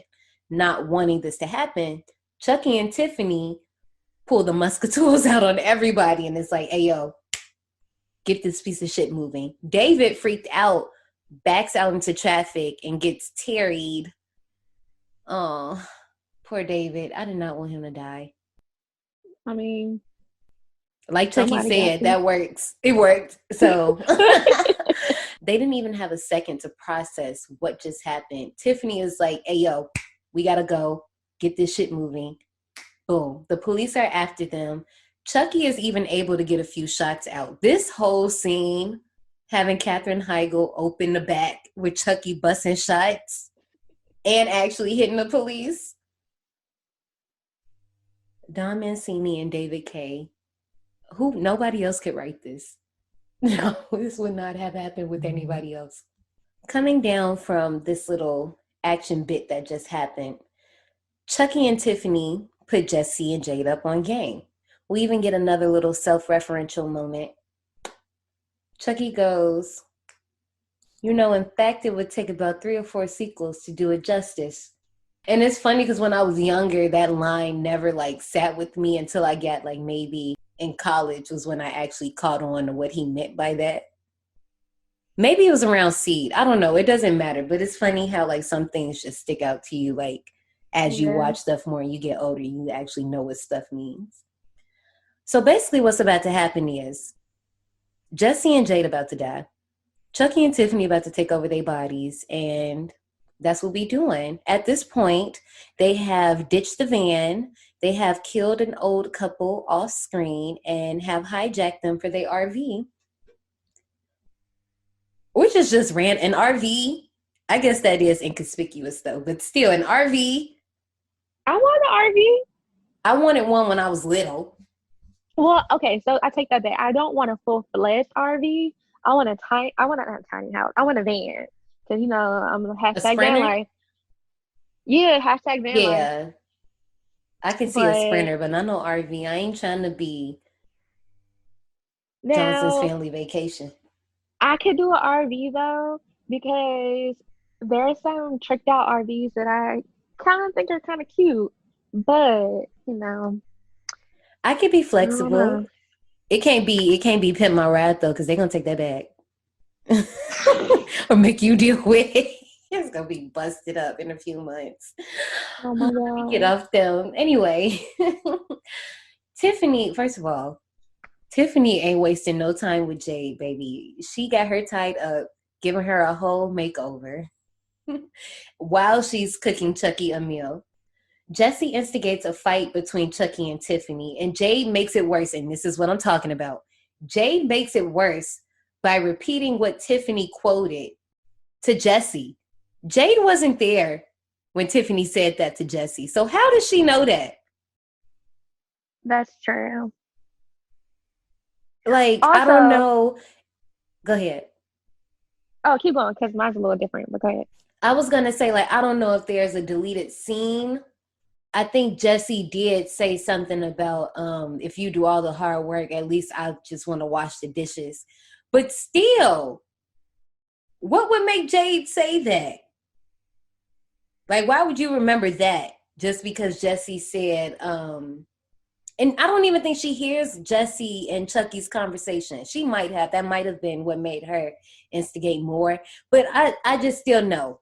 There's no way you knew that line verbatim because you didn't hear it. Yeah, and but see, this is not related really to that part, but the cookie part Go when ahead. when he calls her Pookie. Mm-hmm. My mommy called me Pookie when I was a child Ma'am. until she married my dad, and then she started calling him Pookie, and she doesn't call me Pookie anymore. That's betrayal. Oh, don't be giving away nicknames. That is Right? betrayal. And then my nana was like, you don't hurt that baby feelings. Facts though. Don't be ooh. Damn. I know, right? So the two dolls, they're arguing, so they're distracted. Jade is able to kick Tiffany into the oven. Chucky, no, you're not about to do that to his bitch. So Chucky tries to pop Jade, but Jesse muffs Chucky out of the window, and Chucky tries to quickly shoot Jesse, causing him to swerve and running the RV off the road. Somehow everybody survives this. Even Tiffany, who got burnt the fuck up in this oven, ends up. She a doll. This is true. But see, well, Tiffany obviously isn't porcelain, so she's wax, but I'm just like, I feel like you would be a little more melted. Like, you're charred, but anyway, go off. She started going in on Jade because, bitch, how dare you? So this is where we probably get the first time anybody has flung one of these dolls. Jesse flings Tiffany, gets Jade free. It's a whole lot of names. I'm trying to like spit everybody's names out. And of course, you know, our stakes have to be high. There's water on the floor. There's live wires everywhere. Jesse is able to get Jade out, but I guess there must be a gas leak or something. The RV explodes. We got to have our little action moment. Everybody's safe, though. Everybody makes it out. When Jade got out, Chucky had her at gunpoint and makes her take him to his grave. When Jesse gets out, he sees Jade running, and, you know, he's trying to figure out, well, what the fuck is happening? I think he sees that, you know, Chucky's making her do it. He grabs Tiffany. First of all, Tiffany has been through enough. Jesse is just dragging poor Tiffany by her hair. Like she hasn't been through enough. And she's just like, ha, ha, ha, ha. I'm like, oh my gosh, poor thing.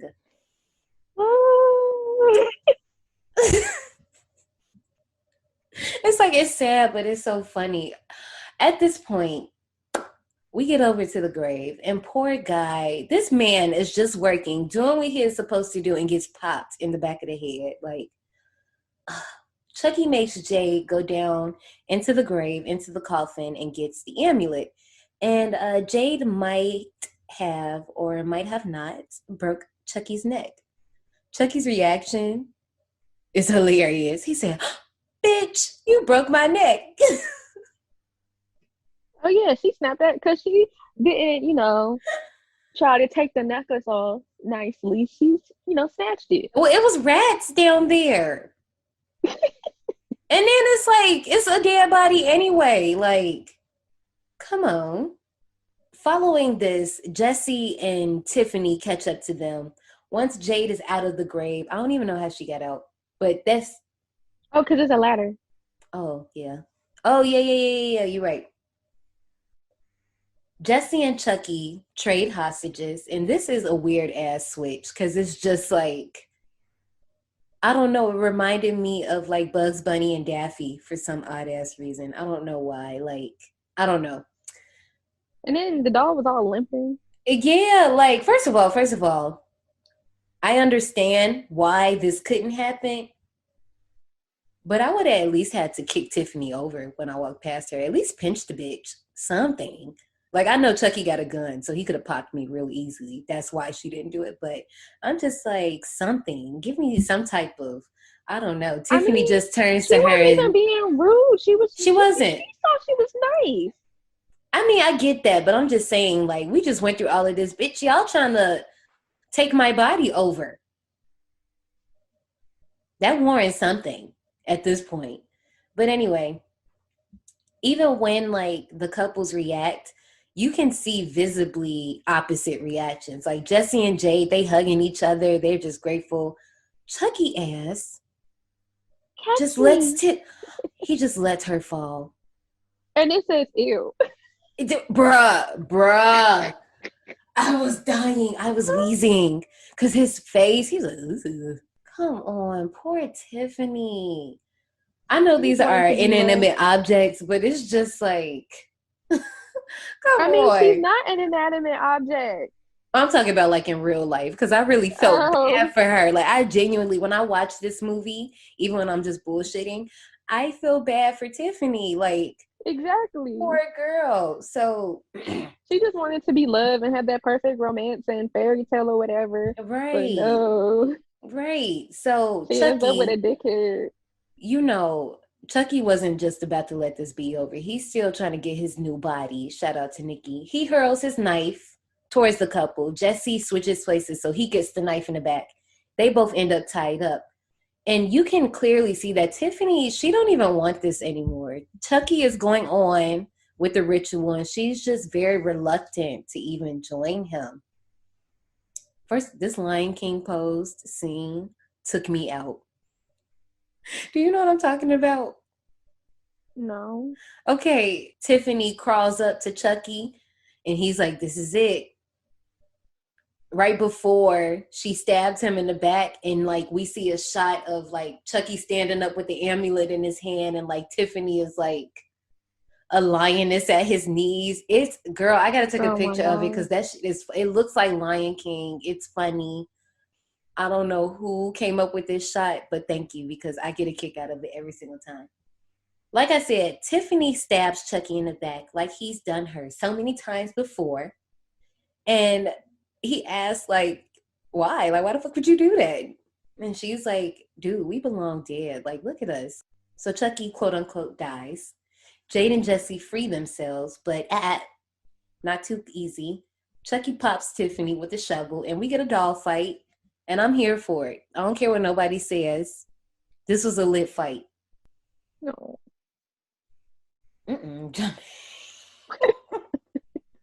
Oh, girl, go somewhere. Chucky ends up stabbing Tiffany through the heart, but you know, before she dies, she got to get a quote off from her mama. And this is where Chucky just delivers the rudest of all rudest lines. Get off my knife, though.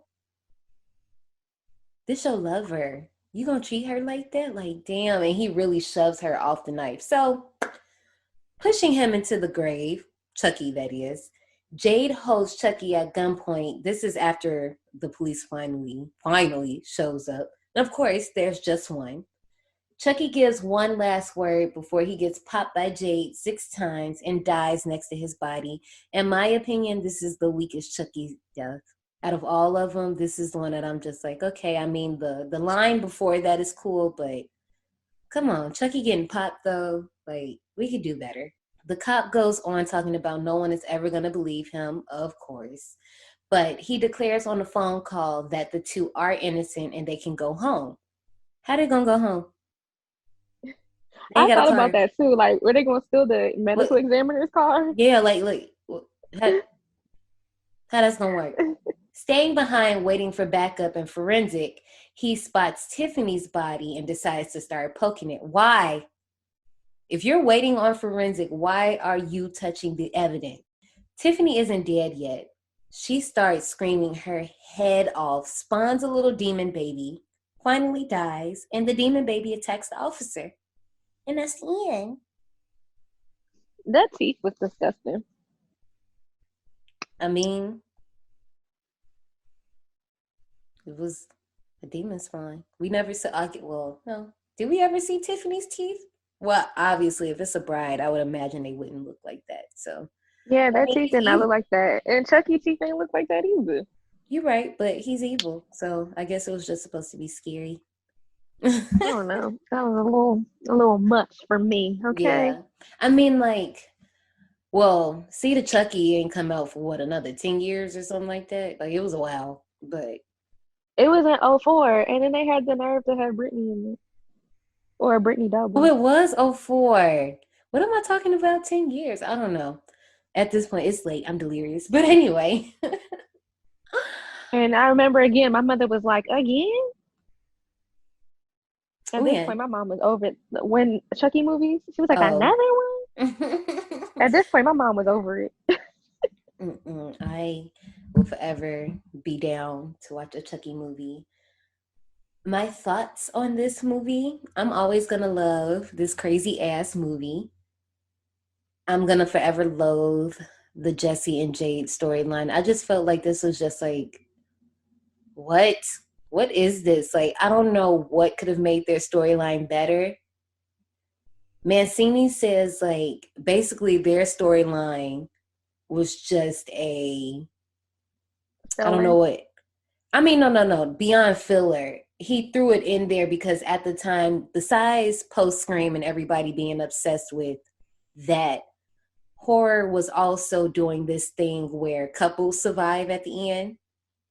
Like couples Ah, go through, yeah. So it was more like that's why he included that storyline. They needed a little more meat. Like, I don't know what would have made that better, but it was just like the instant switching on each other. I wasn't here for that.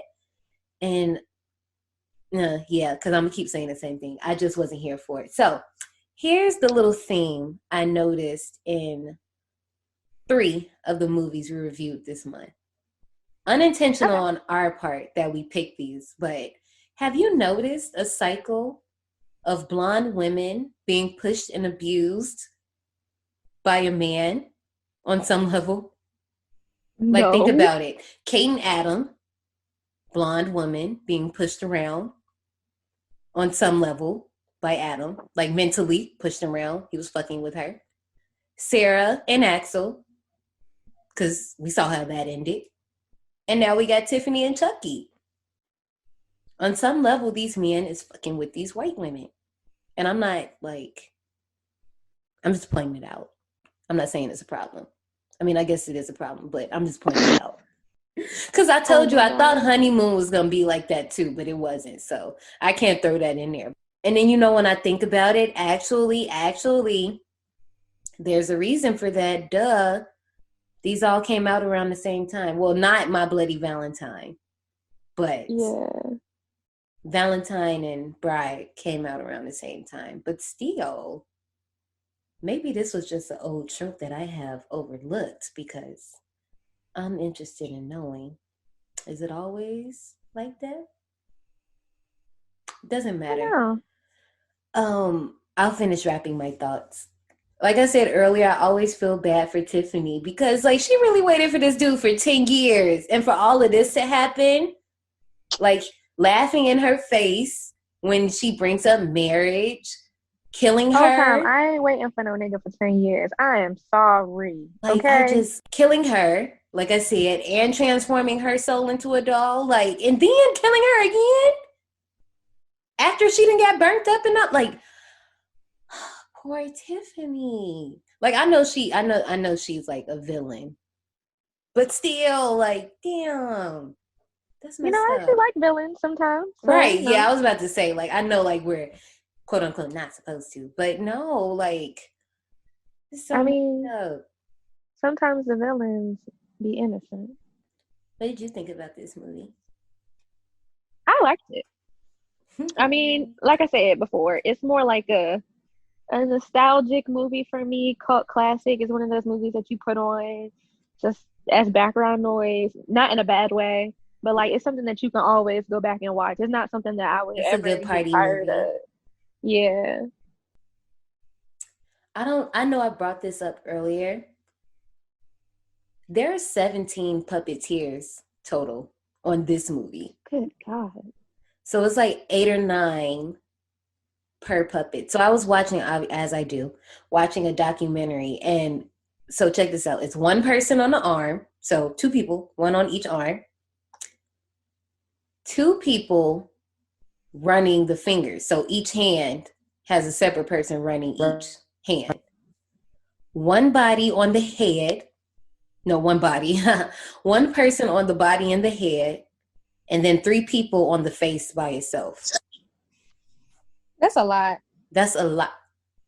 So that's what I was saying. Like, you know, the mouth, the lips might be off a little bit, but when you think about how many people are like moving it. Well, I didn't really care about the mouth, not the motion of the mouth not matching up with what they said. Mm-hmm. It was just the motion of the mouth, period, that effed me up. Yeah. I didn't like it. Oh yeah, I didn't think you were talking about it actually mouthing the words, because it does, like you said, it does look weird. But sometimes when you just look at it and you're just thinking like, is this thing really talking to me? Imagine seeing that in person. Well, I guess that stoner did. I guess that's what that was there for. Yeah. But aside from that, I think this is actually a good job at redirecting a franchise, to be honest, because I don't mind this era of Chucky. Like, I know some people got upset that it went this route, but I honestly think that Don Mancini and David Kay did a good job with taking it this direction. And this is coming from me being a Fred head. Like, obviously, if you're a Fred head or just familiar with A Nightmare on Elm Street, you know it gets wild. Not as bad as Halloween, no shade, y'all know, but y'all shit is wild over there. But I feel like it made sense for Chucky to go this way. That's why I didn't watch the remake, the 2019 remake. Wait. Oh no, I love that remake. I didn't watch it. And I think we talked about it too, because I think it came out when they had the previews for it. I think I sent it to you and I was like, I'm not here for this. I'm not going to stunt. And obviously, whenever we cover it, I'll repeat myself, and I don't care. When it first came out, I was curious. But you know me, when stuff come out, I don't want to know. And it was very hard to avoid this 2019 remake, just learning things about it. Because people was, like you said, some people was on board, some people wasn't. My whole thing was I didn't like it because when I saw the trailer, I looked at the doll and I'm like, what the fuck is that? He's adorable. It's like, it's not Chucky cute at all. No. But I really like the remake. I really like it. I think, but also I know that I'm the person I can like obviously, you know, I hated Pet Sematary. Like, it's all right, but I hated it. Yeah, it's all right, but I'll give it a shot. Put it that way. I'll give things a shot. And Child's Play, the remake, it's good for a remake. Like, it does what it's supposed to do. It gives you something new. And I think my other issue right now with remakes is that we've gotten, with the past couple years, we've gotten into this whole reboot, remake era, and I'm just like not here for it. Oh, trust me too. So I think that's another reason why I didn't watch the remake of Pet Sematary and It and Child's Play, because I'm like, it's too much of that going on in movies and TV for me right now. Yeah. So I'm just not. I think we're coming out of that era now, to be honest, to be very honest. I feel Pet Sematary, I feel like 2019 was the end of that, to be honest, because I don't think in 2020 we really got too many. I think one or two might have came out that I can't really think of off top, but I don't think. Well, I'm saying as far as like a lot of people are still announcing, you know, reboots and remakes now. Like, because I guess once movie did it, TV got into it, so now they're talking about reboots and remakes of different TV shows. Like, they're doing doesn't have anything to do with horror, but they just announced not too long ago that they're redoing Sex and the City. They're redoing Gossip Girl. Like, it's just too much. Yeah, no, I feel that. The Twilight Zone reboot got canceled. Yeah, no, I feel what you mean, like, in general, but I'm saying, like, I'm pointing out that I'm actually happy that horror is hopefully moving along. It's like some stuff, like, okay. I'm here for Candyman. A movie, yeah. I was about to say a movie like Candyman, or I was about to go for like a deep cut movie that's not a Chucky, a Freddy, a Texas Chainsaw, a Pet Sematary, or even a Pet Sematary. Well, no, I feel like that was just riding the Stephen King wave. But I'm talking about like a movie like if Mikey got a remake.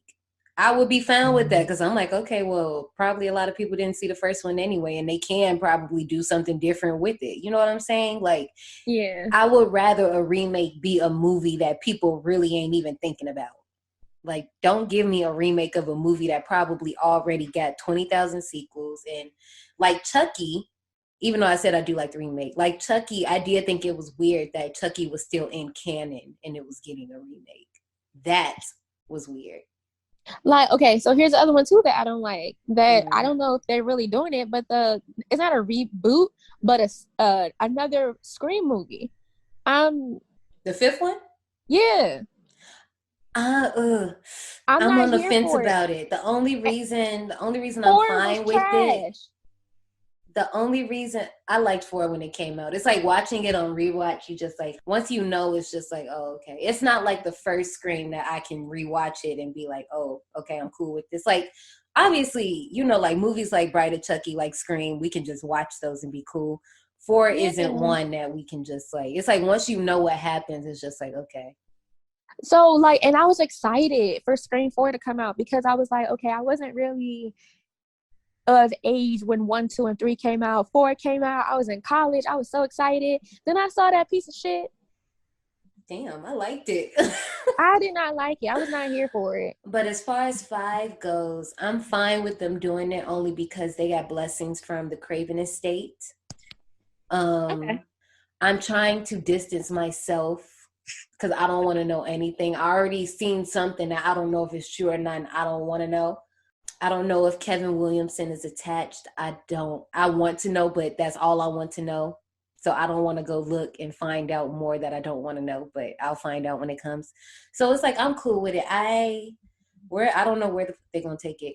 And I don't want to think about it. When it comes, it comes. And I mean, like, if it's canon, it's fine. Like, if they were making a whole new Scream, like the TV show, then I would have an issue. Yeah, I was about to say, I actually didn't have an issue with the TV show a little bit. The only issue that I had with the TV show was the girl, her acting. Her acting was horrible. But I just didn't like the way the direction it took after the first season. Yeah, I took no time with that TV show. When I say remake, I mean, like, they trying to take this somewhere else. Like, you know, but since it's 5, it's still canon. So I'm like, okay, we'll just see what y'all do. But I guess all we can do is buckle up. But speaking of, you ready to hit the souvenir shop? Yes. Let's go, because there's a lot of shit up in here. It seems you survived. Well, before you go, join us in the souvenir shop. One of the things I noticed, the marketing for this film, do you remember when Chucky made that appearance on Monday Nitro? No, what's Did you that? see that growing up? Girl, wrestling. Oh, yeah, no. Girl, Chucky was legit. First of all, I think, if I remember correctly, I think he interrupted somebody's fight.